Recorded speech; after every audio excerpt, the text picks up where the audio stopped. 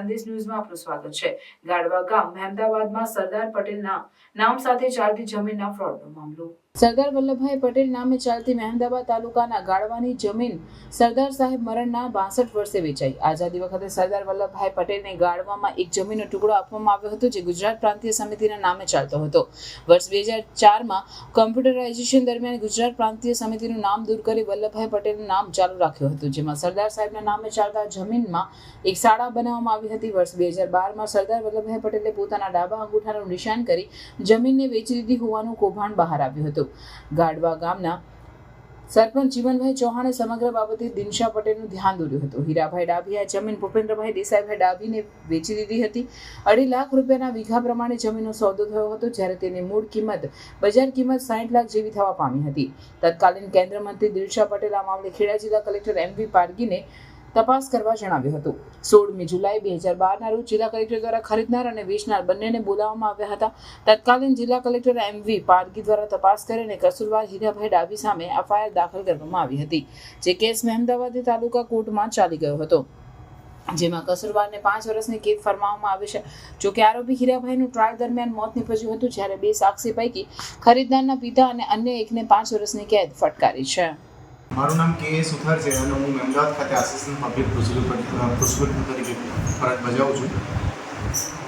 ગઈકાલે criminal case number 2133/2012માં નામદાર કોર્ટે આરોપીને સજા કરેલી છે। કેસની વિગત એવી છે કે મહેમદાવાદ તાલુકાનું જે ગાડવા ગામ આવેલું છે એના સીમના સર્વે નંબર 270 વાળી જમીન ગુજરાત પ્રાંતીય સમિતિના પ્રમુખ વલ્લભભાઈ ઝવેરભાઈ પટેલના નામે સને 1930થી આવેલી હતી।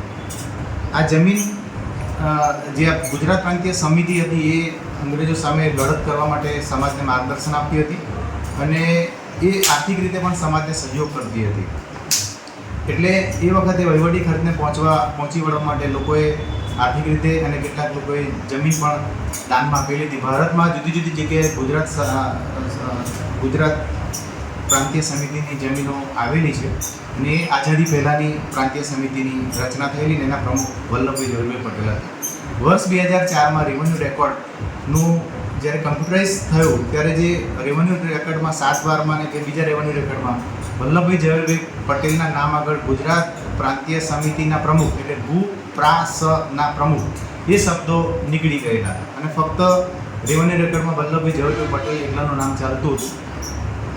એટલે એનો લાભ આ આરોપીઓએ ગેરલાભ લઈ અને અરાલ તાલુકો કઠલાલના રહીશ ભૂપેન્દ્રભાઈ દેસાઈભાઈ ડાભી, એમના પિતાના કાકા અને એમના વેવાઈ ચારે ભેગા મળી અને કાવતરું કરી અને ખોટો વેચાણ દસ્તાવેજ બનાવેલો।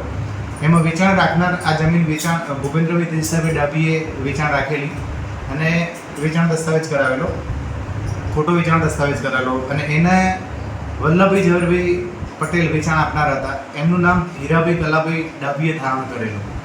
વેચાણ દસ્તાવેજમાં હીરાભાઈ કલાભાઈ ડાભી એ વલ્લભભાઈ ઝવેરભાઈ પટેલ છે એ બાબતની ઓળખ આ ભૂપેન્દ્રભાઈ દેસાઈભાઈ ડાભીના પિતા દેસાઈભાઈ જયાભાઈ ડાભી એમણે પણ ઓળખમાં દસ્તાવેજમાં સનાભાઈ બાબાભાઈ ડાભીનું ખોટું નામ ધારણ કરેલું અને ભૂપેન્દ્રભાઈ દેસાઈભાઈ ડાભીના વેવાઈ પ્રતાપભાઈ સકરાભાઈ ચૌહાણ એટલે દેસાઈભાઈ જયાભાઈ ડાભી અને પ્રતાપભાઈ સકરાભાઈ ચૌહાણે હીરાભાઈ કલાભાઈ ડાભીની વલ્લભભાઈ ઝવેરભાઈ પટેલ તરીકે વેચાણ ઓળખ આપેલી અને એ આધારે વર્ષ 2010માં સબ રજિસ્ટર કચેરી અમદાવાદ ખાતે આ વેચાણ દસ્તાવેજ રજીસ્ટર કરવામાં આવેલો અને એ આધારે વેચાણ દસ્તાવેજના આધારે રેવન્યુ રેકોર્ડમાં પણ આ ભૂપેન્દ્રભાઈ દેસાઈભાઈ ડાભીનું નામ દાખલ કરવામાં આવેલું। અગાઉ પણ વર્ષ 2008માં ભૂપેન્દ્રભાઈ દેસાઈભાઈ ડાભી અને એમના પિતા દેસાઈભાઈ જયાભાઈ ડાભીએ આ સર્વે નંબર 270 વાળી જમીનમાં વારસાઈ હક્કે પણ પોતાનું નામ દાખલ કરવા માટે પ્રયત્ન કરેલો, પરંતુ અસલ પેઢીનામું એ રજૂ કરી શકેલા નહીં, એટલે જે તે વખતે રેવન્યુ ઓથોરિટી દ્વારા આ એ ફેરફારનો નામંજૂર કરવામાં આવેલી હતી।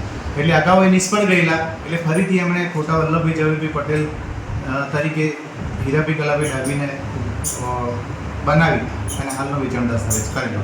આ કેસ નામદાર એડિશનલ કોર્ટમાં મહેમદાવાદ ખાતે ચાલી જતા નામદાર કોર્ટે તમામ આરોપીનો તકસીરવાન ઠરાવી ઈપીકો કલમ 467 પ્રમાણે 2 વર્ષ અને બાકીની કલમો 1 વર્ષ મળી કુલ 5 વર્ષની સજા અને 5,000 ગણો દંડ કરેલો છે। પ્રાર્થના સંદેશ ન્યૂઝની તમામ લેટેસ્ટ અપડેટ્સ માટે ચેનલને હમણાં જ લાઈક, શેર અને સબસ્ક્રાઇબ કરો।